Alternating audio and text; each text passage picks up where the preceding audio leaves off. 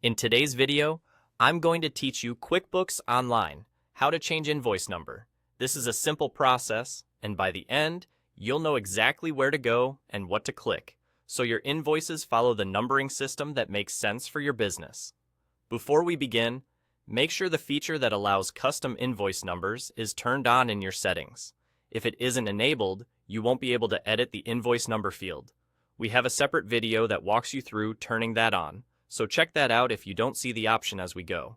Once that's enabled, head to the left-hand navigation and click Sales. This is your hub for all sales-related activity. From there, open the Invoices tab.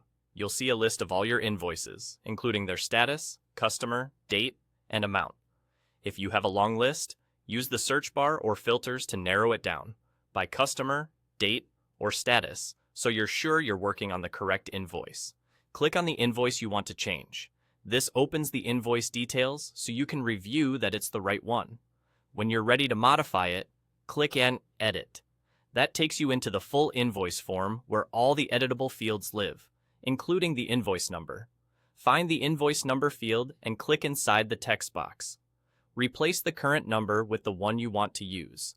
This is a great time to follow a consistent naming pattern, like including a prefix or a date segment, so future invoices are easy to track. If you accidentally pick a number that's already been used, QuickBooks will warn you so you can avoid duplicates. Also, keep in mind that after you change an invoice number, QuickBooks typically uses that as the basis for the next suggested number, which helps keep your sequence rolling smoothly. When you're satisfied with the new number, click Save. That's it.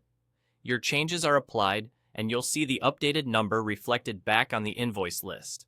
If you're managing a larger volume of invoices, it's a good idea to review your numbering periodically to make sure everything stays consistent and easy to reference.